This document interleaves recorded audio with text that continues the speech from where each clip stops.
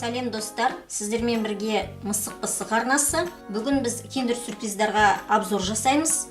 Бірінші біздің киндер сюрпризіміз ол Супер Крошки мультигындағы Цветик деген кейіпкер. Міне қараңыздар. Бұл қыздарға арналған киндер сюрприз деп ойлаймын. Ал енді келесісін көрейік. Келесісі ол Ниндзя Черепашка мультигындағы Рафаэль деген кейіпкер. Бұл ұлдарға арналған киндер сюрприз деп ойлаймын. Үшінші киндер сюрпризімізді көрейік. Бұл жерде мен Angry Birds ойындағы кейіпкер салынып тұр деп ойлаймын. Бұл бірақ мен білмеймін, ұлдарға арналған ба, әлде қыздарға арналған ба. Көрейік енді бұл киндер сюрприздердің ішінен қандай ойыншықтар шығады. Ал енді мына Angry Birds кейіпкер салынып тұрған жұмыртқадан бастайық. Ашайық, ішінен қандай ойыншық шығатынын көрейік.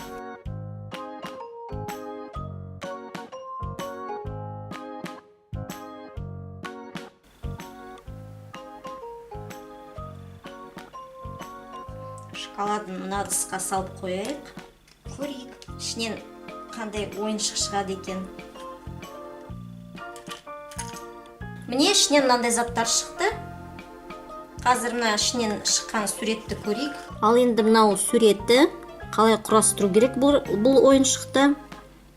Бұл бақа деп ойлаймын. Басында жапырағы ма, бірдеме жабысып тұр. Қазір көрейік, соны құрастырып.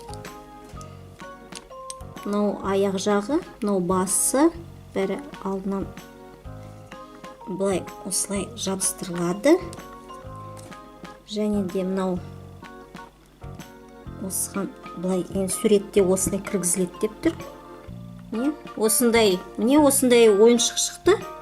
Бақа басында міне жапырағы бар. Осындай міне бақа шықты. Ал енді екінші қылып біз ұлдарға арналған киндер сюрпризді ашайық.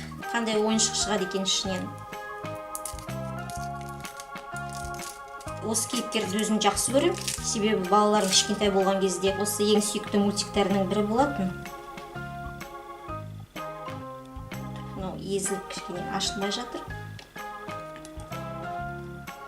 Ал енді бісміллә деп ішін ашайық. Не шығады екен? Ішінен бір ойыншықтар шықты. Қандай ойыншық екен түсінбедім әлі. Міне мынау аяғы, басы, мынау немене екенін түсінбей тұрмын. Қазір көрейік. Не екен? Міне суретті қарасақ, бұл робот па, сондай бірдеңе. Қолында пушкасы бар ма? Пушка деп ойлаймын. Енді соны құрастырып көрейік.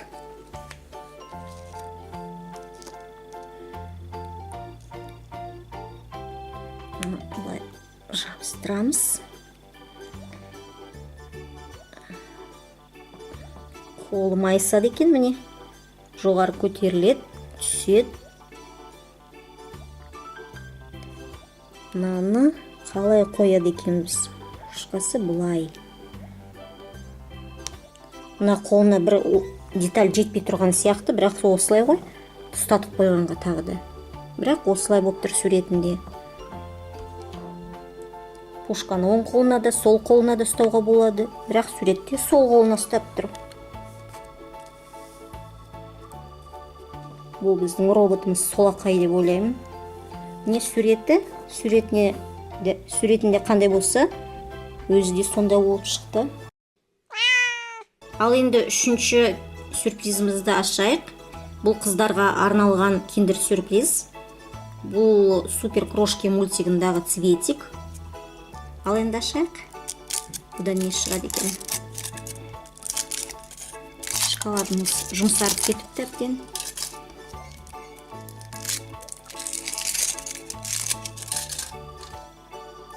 Өзі ашылуға дайын тұр екен.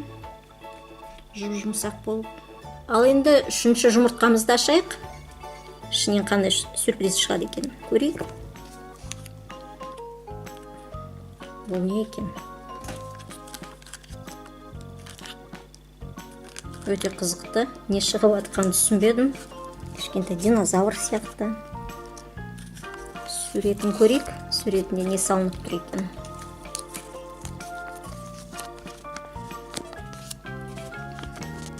Суретінде, мен түсіндім, бұл жұмыртқа. Жұмыртқаның ішінде кішкентай динозавр ол туады. Жұмыртқа яғни жарылады. Сол кезде ішінен шөпте отырған динозавр шығу керек. Ал енді соны құрастырып көрейік. Міне шөпке отырғызамыз динозаврды. Одан кейін жұмыртқамен оны жабамыз. Міне жұмыртқаның ішінде шығайын деп отырған, туайын деп отырған кішкентай динозавр. Суреттегідей міне жұмыртқа жарылды. Ішінен кішкентай ғана сүйкімді динозавр туып шықты. Не қарап алыңыздар. Өте сүйкімді, әдемі. Сурет бойынша шөпте отырады. Міне өзінің мамасын тосып, сурет шөптің үстінде отырады. Ал міне киндер сюрприздардың ішінен 3 түрлі ойыншық шықты. Біріншісі ол бақа. Ол міне Angry Birds суреті салынған жұмыртқаның ішінен шықты. Бұл қыздарға да, ұлдарға да деп ойнауға болады деп ойлаймын. Екінші ол черепашки ниндзя суреті салынған ойыншық, киндер сюрприздің ішінен шыққан ойыншық. Бұл бірақ Рафаэль шыққан жоқ оның ішінен суреттегідей. Бұның ішінен бір робот па, сондай бір кейіпкер шықты. Бірақ мен бұл мультфильмді балаларым өте кішкентай болған кезде көргенмін. Көптеген жыл бұл мультфильмді мүлдем көрген емеспін. Сондықтан бұл қандай кейіпкер екенін қазір білмеймін. Егер білсеңіздер, онда комментарийға жазып кетіңіздер. Маған өте қызықты болады бұны білу, қандай кейіпкер екенін. Ал үшінші шыққан ойыншығымыз бұл өте сүйкімді динозавр. Динозаврдың баласы. Ол міне суретте салынып тұр. Ал енді мына суреттерге қарап отырсақ, онда біз осы суреттер бойынша ойыншықтардың коллекциясын жинауға болатынын көріп отырмыз. Біз енді біріншісін бастадық. Енді келесі жылдары лайктарыңыз көп болса, онда ары қарай ашып көреміз, тағы қандай ойыншықтар шығатынын. Ал енді сіздермен болған мысық арнасы.